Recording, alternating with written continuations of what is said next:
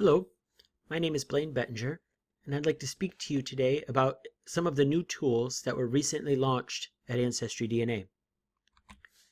To give you an idea of the tools we're going to talk about, there is the new match listing, which has some additional capabilities, including filtering and clustering. And we're also going to talk a little bit about a new tool called ThruLines. Now, before we get started, one thing that needs to be made explicitly clear at the outset is that just as with any genealogical research, any type of evidence, any type of tool, it's not the end of your work. They're always the beginning of your work. So if you get a piece of information from clustering or ThruLines or any other tool, that is a piece of information that needs to be verified. So for example, as a result, these tools generate hypotheses. They do not generate conclusions. We have to take the hypotheses that these tools generate, add evidence to them, including potentially new DNA evidence, traditional evidence, and we have to do that to reach a conclusion. Okay, so these are not introducing conclusion. Now, of course, we know that you have to research, you have to test, you have to verify everything you learn from these tools. Now, that's true of any other type of evidence as well. Just because we get a mother's maiden name listed on a death certificate, for example, doesn't mean that's really the mother's maiden name. Okay, we have to always verify the information we get to the best of our ability.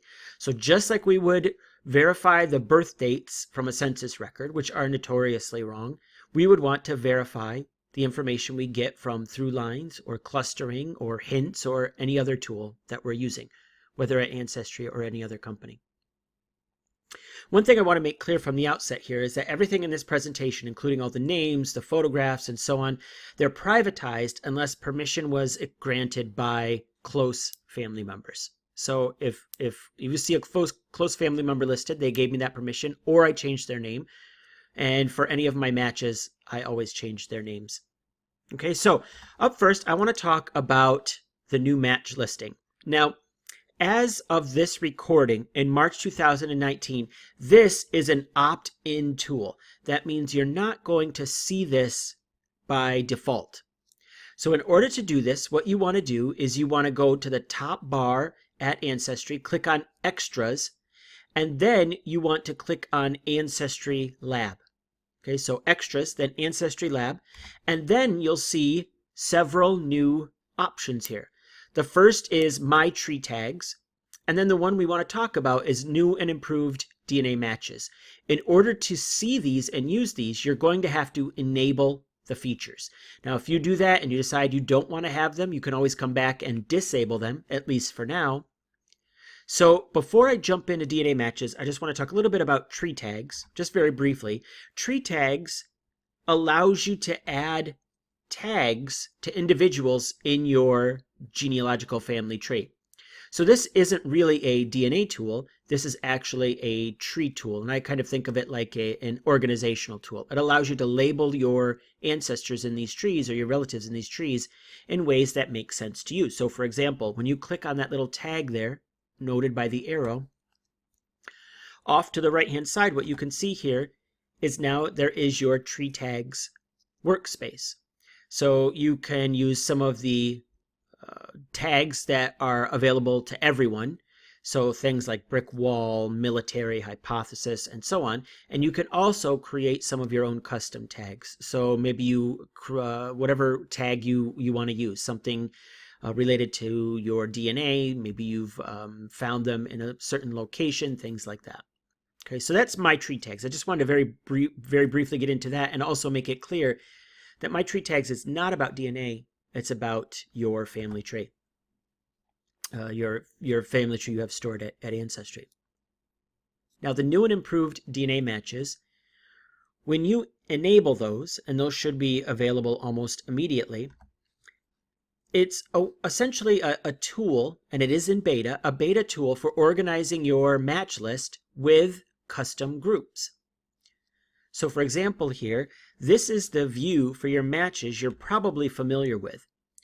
Okay, you have them sorted by estimated relationship, you have their names listed there, you have some various information, their tree information, things like that. Now the new match listing is very, very similar. It's a little bit more condensed. So here you can see, for example, this is the new match listing, the same people, but it's a little bit more condensed, and there's a little bit more capability here. One of the new capabilities from the match list includes new match counts and some new filters. So if we go back to my DNA matches, my match list, for example, you can see here, if I click on all matches up there at the top, that is part of the new features. If I click on all matches, what you'll see is I have various categories here. So I have, the first one is starred matches, meaning for some reason or another, I've starred 22 of my matches. I don't use the star very often, so as you can see, I don't have many of those matches. In total, you can see I have 67,512. Actually, between the time I took these two screenshots, you can see it increased by about 100 people. So at the first one on the left, I had 67,500. On the right, I have 67,600. It will tell you how many close matches you have, which is essentially fourth cousin or closer, or all of the people that share 20 or more centimorgans with you. The number of distant matches you have, how many new matches you have, your hidden matches. You can always hide your matches if you want to. I don't recommend it, but that's something you could do. Now, because I've tested my mother and my father, you can see I have a listing as well of my matches that I share with my mother and my father. So this is nice because this is essentially something that's new. Now, we've always been able to sort of roughly count or estimate our matches, but it was time consuming, particularly if you had a lot of fourth cousins or closer. Here, we can always know minute by minute how many of those matches that we have. So the next thing we can do is under the add a filter, we're able to see a couple of filters we can use. So for example, we can select matches that have a common ancestor, and common ancestor is sort of like the shared ancestor hint. What that means is Ancestry has taken your tree and their tree, compared them, and found a common ancestor in both. So if you click on common ancestors there, what it will show you is all of the matches you have that Ancestry has identified as having a common ancestor. You can click matches you haven't viewed, that's the blue button there. Matches you've messaged, matches with notes, matches with trees that are private, public, or unlinked. Now what's really nice about this is you can also combine these two.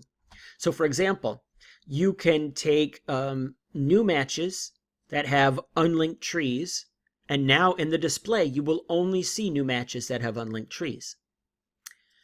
Now let's say you've done this and you want to go back to your full match list. So what you can do is go back and click all matches. But let's say you have new matches selected and you just want to essentially unselect that, to go back to the default. Just click on the active filter and it will go back to the default. It will essentially undo the filter. So if my current filter is new matches and I say, okay, I'm all done with this, I want to go back to my full view, I just come back and I click that bold filter again, whatever's bolded, and it will go back to the default. So there are all sorts of different uses for this.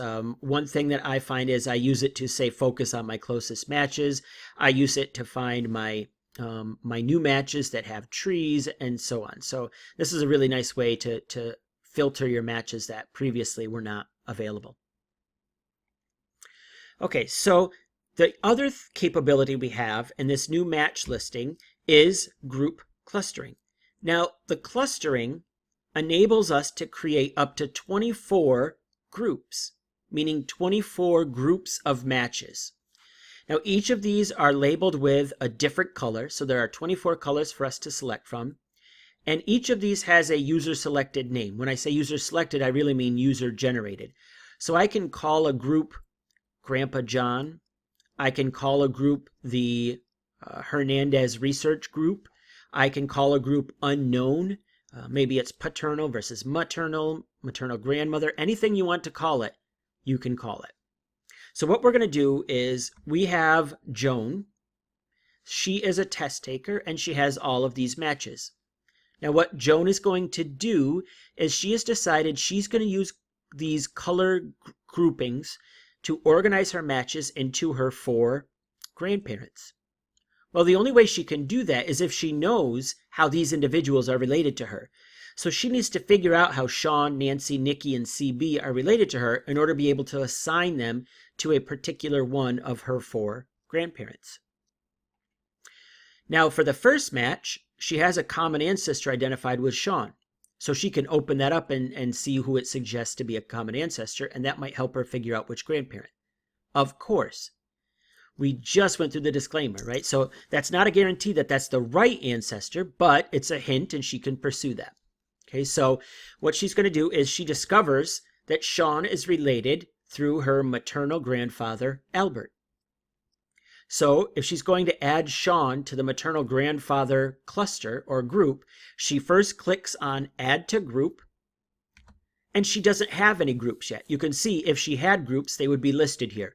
So what she's going to do is she's going to create a custom group. This is the first person she's going to add to the maternal grandfather group.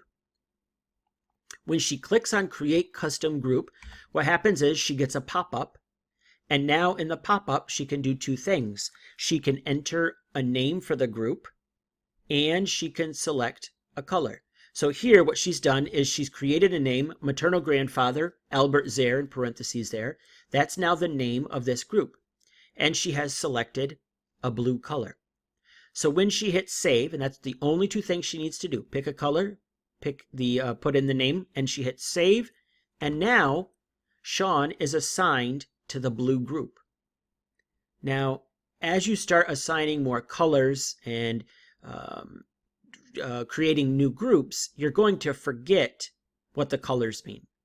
The nice thing is you can always just hover over a color to see what it means. So here, for example, we're hovering over the blue dot, and oh, right, blue dot means maternal grandfather, Albert Zare. Now, another thing that's nice is that you can actually assign a person to multiple groups. So here you can see this person has been added to 6 different groups. Now, at some point, that's not going to become a very effective way to keep track of matches, but particularly for close relatives. So let's say you had a first cousin, for example. If you're labeling all of your matches by your 4 grandparents, your first cousin is going to share 2 grandparents, and so they will have 2 dots, if that's your particular method. So it's nice to be able to assign multiple dots to one person. Okay, so we have Sean tentatively assigned, and I do always consider an assignment tentative until we figure out exactly with confidence where a person fits in. So we go to Nancy, and Nancy is related through the maternal grandmother, Florence. So what we're going to do now is create a new group for maternal grandmother, and we'll add Nancy to that group. Now, I'm skipping some steps here, right? How do I know Nancy is related to the maternal grandmother, Florence? That's sort of the point of a whole different webinar, right? How do we figure out how our matches are related? We do things like research their tree, we contact them, we looked at shared matching, and so on. Using one of these or more of these methods, we can deduce here that Nancy is related to maternal grandmother Florence, so we create a new group. Here we have the new group, and it is now a yellow group. And for Nikki and CB, they're actually related through one of the paternal grandparents, so we just create a paternal group for them, and now we have these 4 matches assigned to 3 of the different grandparents of Joan. Okay, and so it's really as simple as that. You just have to decide before you start off what kind of sorting or grouping method you're going to use. You really don't want to have to change it if you can help it down the road, so be sure to pick a method you feel comfortable with. Some people do back to great-grandparents. Some people do great-great-grandparents, but you have to pick something you feel comfortable with and going from there. Now, sometimes it's useful to create a group using shared matches. What I mean by that is you may find, for example, you share matches in common with John Doe, and John Doe is related to you through your great-grandparents, the Doe grandparents. So what you want to do is you want to label the matches you share in common with John Doe to that same family. right? You want to label this cluster of matches. The problem is that we can't add shared matches to a group using the normal shared match page. Let me show you what I mean by that. Here is a match that I have, Maria Hernandez. Okay, I want to know who I share in common with Maria. Again, shared matching in common with, this is one of the most powerful tools the companies give us. So what we want to do is we want to make sure we can figure out how to see our shared matches. For me to see my shared matches with Maria, I just click on the unlinked tree button. In fact, I normally actually open in a new tab whenever I'm opening a link like this. But I'll click on unlinked tree. It will take me then to Maria's match page. Here's the match page, and here I click on shared matches, just like we used to do, to see the matches I share in common with Maria. Now let's say I know Maria is related through my maternal grandmother. I might want to give Maria a certain color, and I might also want to label the matches I share in common with Maria that same color. Unfortunately, I can't do it from this screen. So what I can do is, though, if I go back to the match page, or to the match listing here, you can see now we're back where we were before. Here I am in common, I'm looking for matches with Maria. So instead of clicking on unlinked tree, I'm going to click on her name or open it in a new tab. This will actually take me to a compare page. On the compare page, what I can do here is I can click on view all shared matches. All right, so what have I done again? I click on Maria's name. Then on the next page, I click on view all shared matches. And now what I get is a different shared match page. Here, now I have all of my shared matches with Maria listed in the row here. And now what I can do is I can go through and just click and add each person to the Maria Hernandez group or the maternal grandmother group or whatever group I want to assign them to. All right, so that makes it a lot easier to assign individuals. Now, it would be nice to have a button that adds all of these matches to that group, but until we have that, hopefully at some point in the future, for now what we'll do is we'll work with these the shared match page. Okay. Now, let's say you have a bunch of groups. How do you take advantage of all of that work? Well, one thing you can do is you can see only the people you've assigned to a group. Okay, so the way you do that is you'll come back to your match page. Here you have all of your matches listed. You go up to all matches, and there you will have all of the individuals or all of the groupings that you've created. So for example, for Joan, I have her maternal grandfather Albert, her maternal grandmother Florence, her paternal grandmother Inez, and I can now cluster for any of these matches or any of these groupings. So what I do is I select one. Here I'm going to pick the maternal grandmother Florence. And when I do that, now I have all of the people that I have assigned to the maternal grandmother Florence's group. All right, so for example, now what I can do is I could open up all their trees. I can try to figure out potentially what the relationship is, and I can work with just these matches without having to worry about skipping over the blue dot relatives and the green dot relatives and all of these other groups that I might have. So experiment with these groups and see if there is a clustering that makes sense to you. Another aspect is we now get some probabilities for relationships that are based on the amount of DNA you share with a match. Now this is actually available for each of your matches right on the main match page. So you can see here I'm sharing with S. Valdez and Samantha 1.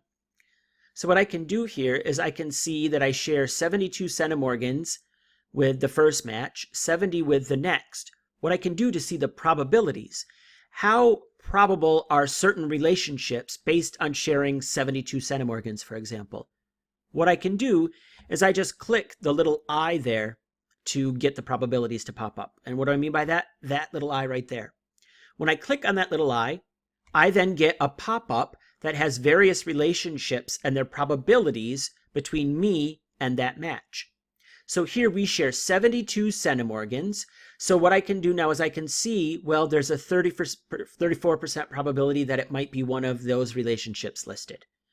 All right, there's a 29% probability of those relationships, an 18, an 8, and a 4. The smaller the percent, the less the likelihood it's that relationship. Now keep in mind, it is extremely easy to be biased by these probabilities. In reality, there's almost no difference between 34% and 29%. There's very little difference between 29% and 18%. So you want to be very careful about saying, well, I have that first category of 34%. It must be one of those. You have to remember these are only probabilities. We all know that DNA has a wide range. And so 72 centimorgans isn't going to be a first cousin, for example, but we also know it might be one of these various relationships. In fact, this particular relationship, I know how this person is related. This person is my third cousin once removed. So this is actually in the third category. Okay, so you want to be careful. I find the best way for you to get a real feel for probabilities, to understand how much variance there really is, take some of your known relationships and check out what the probabilities are for those. So find one of your fourth cousins, for example, your second cousins, your first cousins once removed, things like that. Go and see what the probabilities are by clicking on the little I next to their match and see where it falls within these probabilities. Maybe you'll get lucky and it's the first one every time. For me, it moves up and down the list. Sometimes it's the first one, sometimes it's much further down the list. Okay, so these are just some of the tools that are available through the new match listing. Now, in addition to the new match listing, we have a tool that's called ThruLines. Now, ThruLines is in some ways a little bit difficult to explain with a strict definition. It's essentially, for me, a proposed family tree or a family relationship chart using DNA matches and their trees. Now, it's somewhat similar to DNA circles. It is not identical to DNA circles. There are some important differences. Okay, so what's interesting is about ThruLines, and what's important to know is you do not need to opt in to get ThruLines. This is not part of the opt-in beta like MyTreeTags and the match listing. This is not no need to opt in. But there are requirements. Not everyone is going to get a ThruLine. Everyone is eligible for a ThruLine, but not everyone will get one because there are certain requirements in place. First of all, you need to have a tree connected to your DNA. That tree has to be searchable.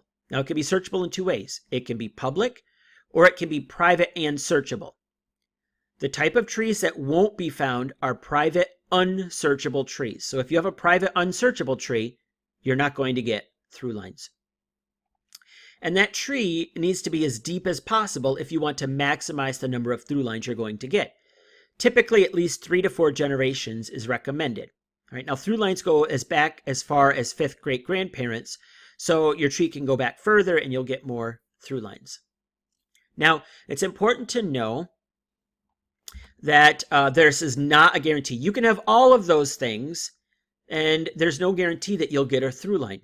You will also need to have DNA matches with trees that can be linked into your tree. In other words, if you are, say, for example, a recent immigrant, and your lines are recent immigrant lines, it's going to be very challenging to get ThruLines just because you're not going to have as many matches. And also, not only that, you're not going to have as many matches with trees that link into your trees.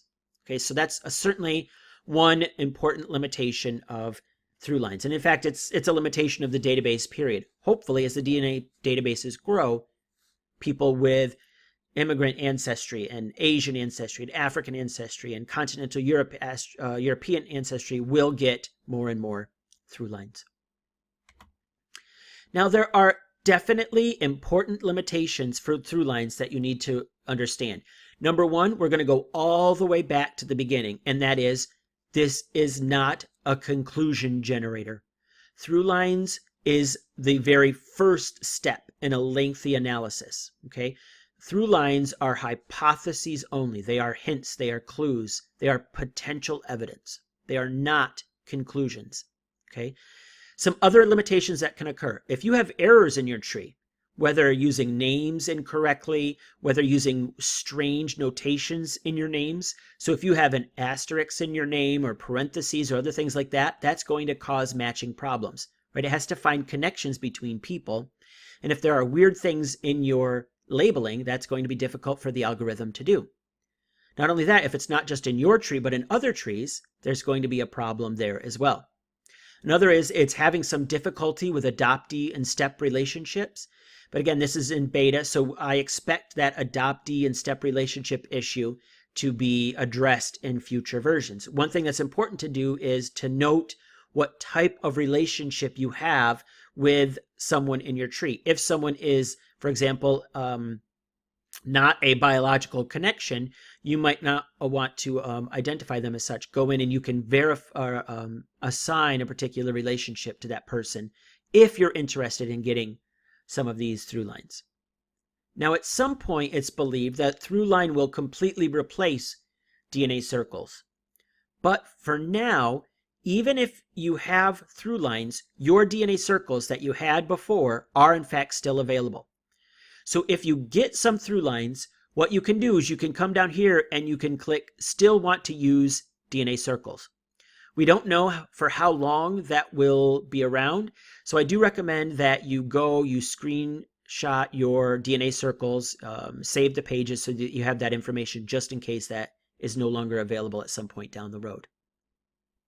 Okay, so what we're going to do is we're going to access through lines for an individual.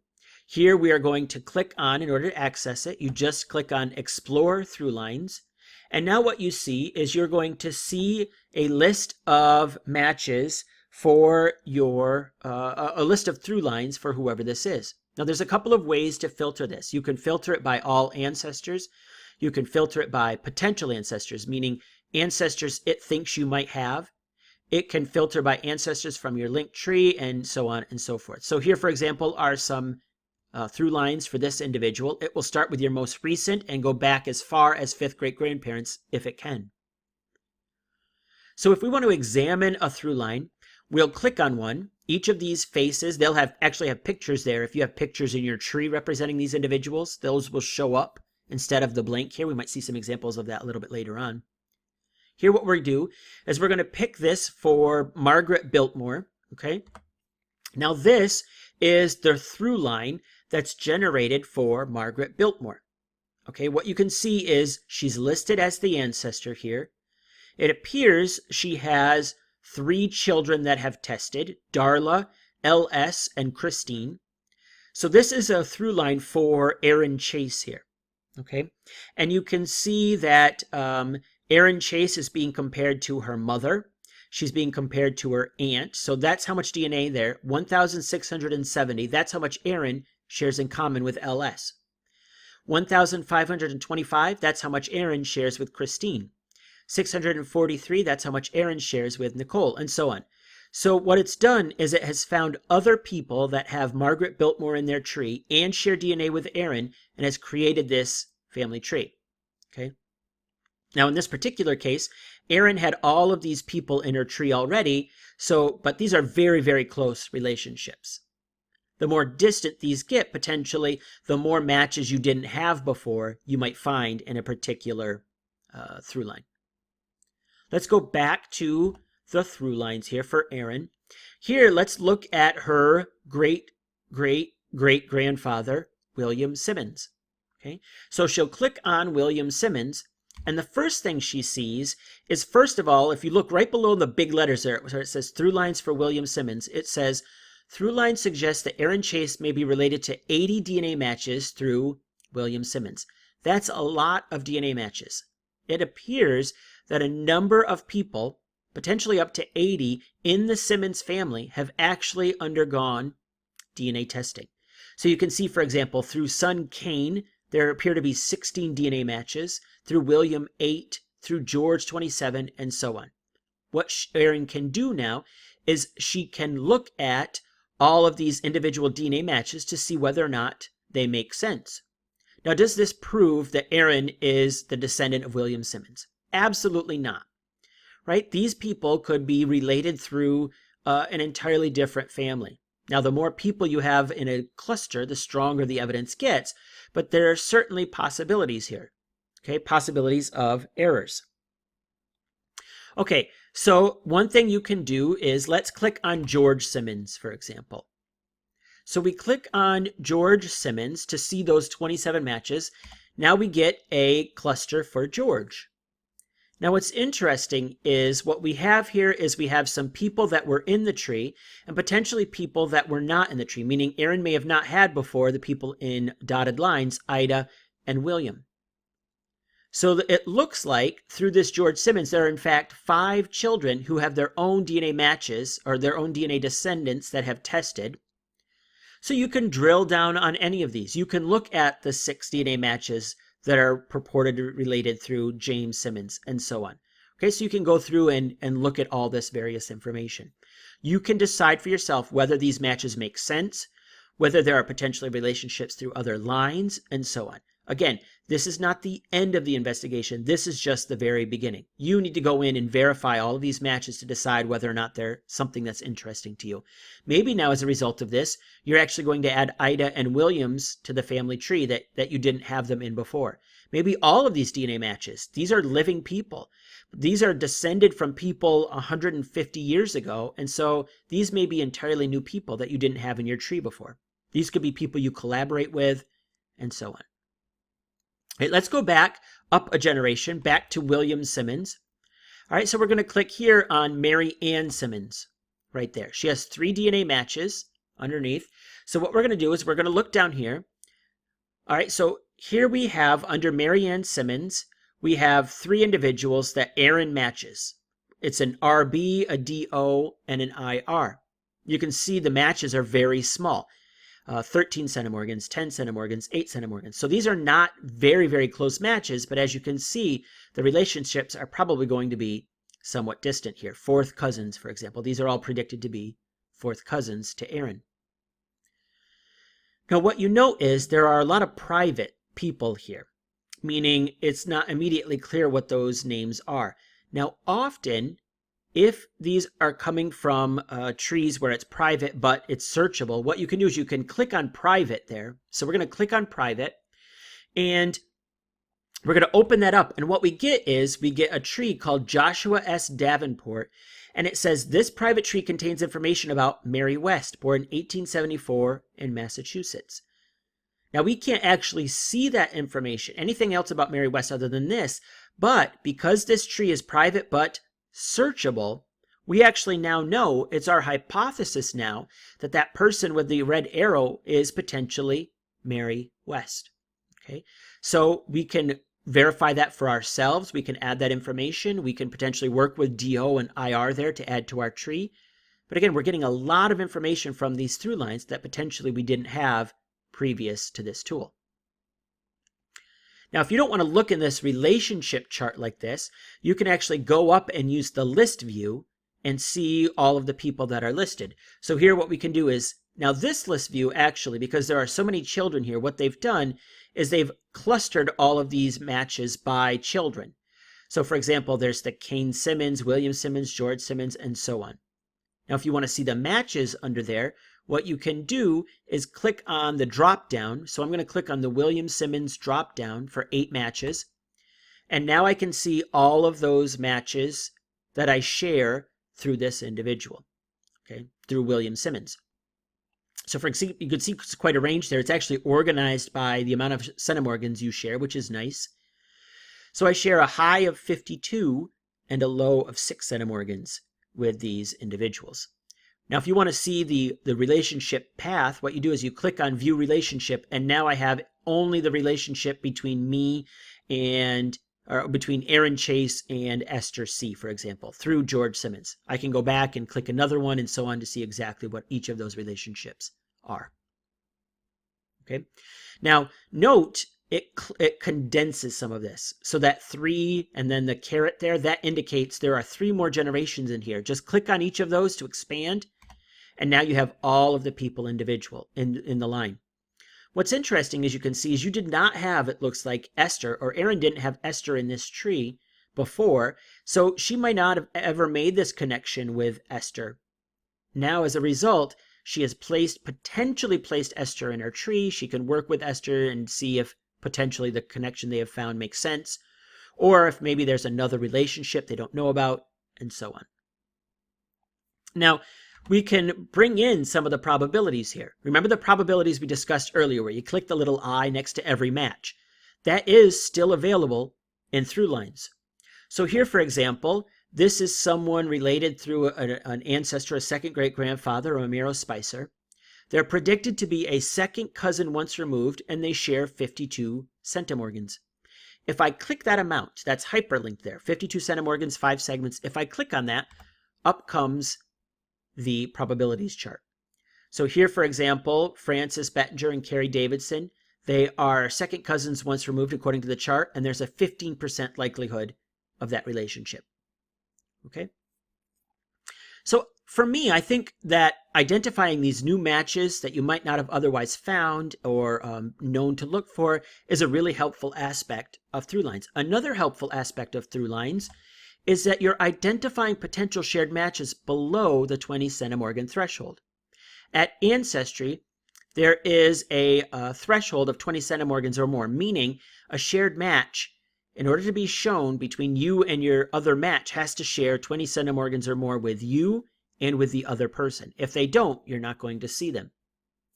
So here, for example, if I was looking for shared ancestors through my ancestor Sophia Arcuette, for example, look at how much DNA I share with Jennifer.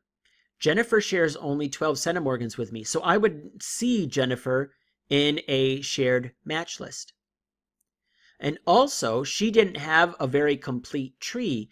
So essentially, it would have been very, very difficult for me to figure out how Jennifer is related to me if I didn't have this through line available. Now, potentially she might have shown up in a DNA circle before, but I was not seeing her in any of this in my Sophia DNA circle. So this is a new development as a result of ThruLines. So that's one really nice feature, is finding those smaller matches. Now we know we have to be very, very careful with smaller segments, okay? So 12 centimorgans, this could absolutely be the relationship that we share that shows this.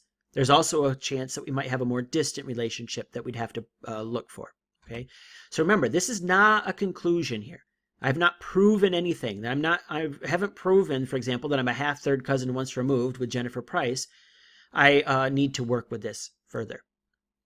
As I was working with this, I discovered another fun possible use for ThruLines, and that is identifying new YDNA and mitochondrial DNA test takers.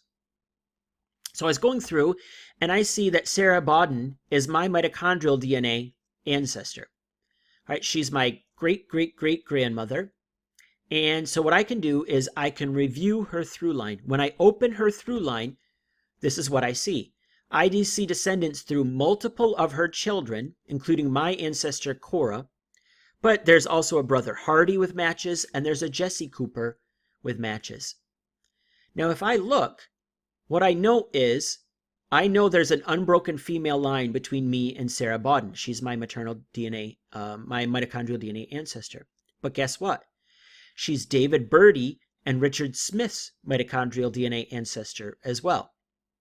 So let's say, for example, that you had done mitochondrial DNA testing, but you didn't have any matches, and yet you want to confirm your ancestry back to your maternal ancestor here, Sarah Bodden.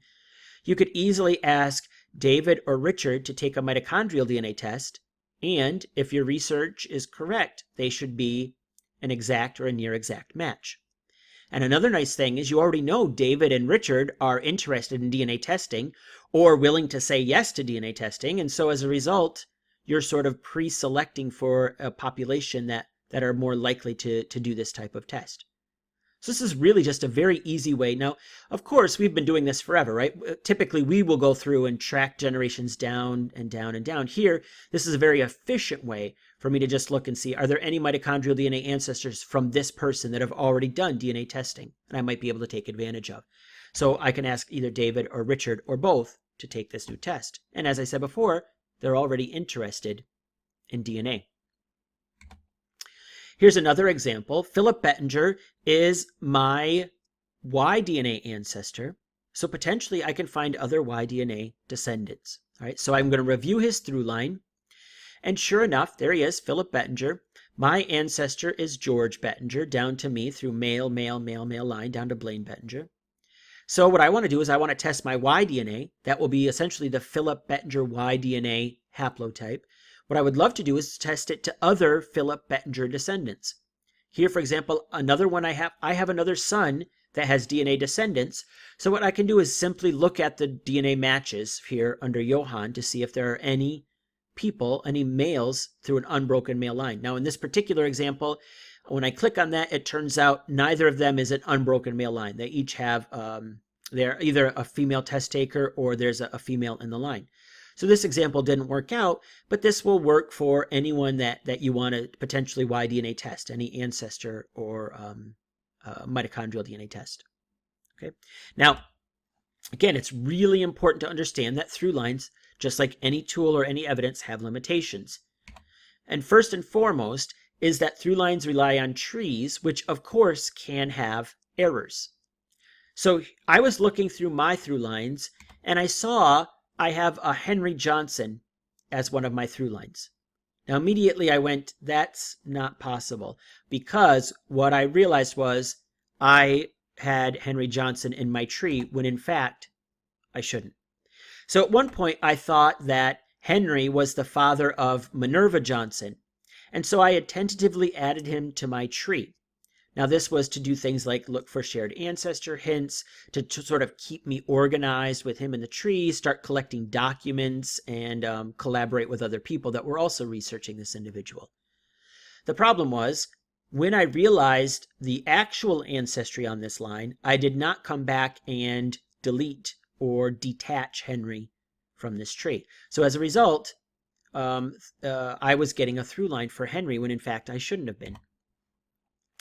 So what I wondered is, what happens if I remove Henry and Minerva from my tree, and will the through line disappear? So I did that, and what I found is now Henry is listed as a potential ancestor. How do I know he's a potential ancestor? Because you can see he's shown by the dotted lines. So when I click on his through line now, what I see is he's listed as a potential ancestor. Both Minerva and Henry are listed as my potential ancestors. And what I can do is, when I click on Henry Johnson, what I can see in this tree, and again, all the identifying information is changed for this tree, that is really Henry Johnson, but you can see one of the children he has listed is Minnie Johnson, born in 1969. My circle, or my through line has Minerva Johnson from 1969, and so it's making this connection. Unfortunately, it's using the wrong Minnie, and this is entirely my fault because I perpetuated that error. So what I can do now is I could potentially work with the person to fix this error, but for now I'm going to have to live with it because of that issue. Another potential problem is that through lines might have trouble with misattributed parentage events. So what I mean by that is this: in this through lines, okay, Karen and Jennifer are, according to their tree, first cousins. So Karen is a grandchild of Nathaniel Crouch, and Jennifer is a grandchild of Nathaniel Crouch. Now, this is from the viewpoint of Karen. When I look and see how much DNA they share, I can see they share 384 centimorgans. Now, if you've been working with close matches and testing and family members, you know that's an immediate red flag. In fact, if I click on that, up comes the probabilities, and sure enough, there's less than a 1% probability of them being first cousins. And in fact, I've done enough additional testing and research to show they're in fact half first cousins. But the problem is, in my tree, I have them as being first cousins. And in fact, Marcy is not a child of Nathaniel, although she's a child of Nathaniel's spouse. So Marcy and Ralph there are half siblings. And as a result, Jennifer and Karen are half first cousins. This problem, though, is supported by something else. There's actually an entirely different random match that supports this relationship. So Nathaniel has a sister, Marianne, and Marianne has a descendant called Tara. And Tara shares 20 centimorgans with Karen. Oh, I may have made a mistake there. I apologize. I said before Marcy wasn't a child of Nathaniel. In fact, Ralph is not a child of Nathaniel. That's why we're seeing this relationship to Jennifer. What's interesting, though, is that Karen is randomly related to Tara through a line other than Marianne. So if there are multiple relationships in a family like this, that can actually support what is otherwise an erroneous through lines. And that's really a fundamental problem of DNA in general, right? This affects all of our conclusions. We always have to consider the possibility that people are related through lines other than the one we've identified. And in fact, in this example, Tara and Karen are related through an entirely different family and are approximately third to fourth cousins or so. Okay, so we have to always keep that in mind. Again, ThruLines and all these other tools are only the beginning of the research. They're never the end. They do not give you a conclusion. They cannot give you a conclusion, but they give you incredibly valuable information that you can potentially use. Certainly, you're going to use some of these ThruLines and you're going to find that they are not accurate. And that's part of an automated process. If they were accurate, then we wouldn't need people to look at genealogical conclusions and we could just use algorithms. That's not currently possible. I, in some ways, hope it's never possible. We always want to use humans to verify this. All right? As with any piece of evidence, what it looks like can lead you astray. Another important limitation to consider is that this ThruLines is a little bit of a double-edged sword. The greater your tree is built out, potentially the more ThruLines you get. The problem is the greater your tree is built out, the less potentially new information you learn from ThruLines. I see this tool as having sort of this sweet spot between people that have a smaller tree versus people that have an intermediate tree. So for example, if you have a few ancestors built out, potentially with the help of ThruLines, you'll make more and more discoveries or have more and more hypotheses. Someone who's been working on their tree and their DNA for a decade shouldn't expect to get any miraculous discoveries as a result of ThruLines. They've already been doing all this work and all of these discoveries for many, many years. So at the same time, newbies, for example, if they have no tree, they're going to have a hard time getting ThruLines. So there's sort of that sweet spot in between the two. So as a reminder, these tools only generate hypotheses. They cannot generate conclusions. Only you, a human brain, generate conclusions using all the pieces of evidence. That includes DNA. It includes every single time. It includes a lot of non-DNA traditional evidence as well. So you have to research everything you learn from these tools. There is no single tool or piece of evidence that provides you with a conclusion. Only you create conclusions. Tools only create hypotheses. Okay, so I have another video that is looking at the new tools at MyHeritage that was just released. You can look at that here. And one last thing before I go, I want to let you know about DNA Central. Now, DNA Central is a membership-based DNA education portal. It has things like online courses about ancestry and MyHeritage and Living DNA and Family Tree DNA and 23andMe. It has a twice monthly newsletter with all the most recent information in the world of DNA. There are some webinars, there's some links for resources, there's a lot more.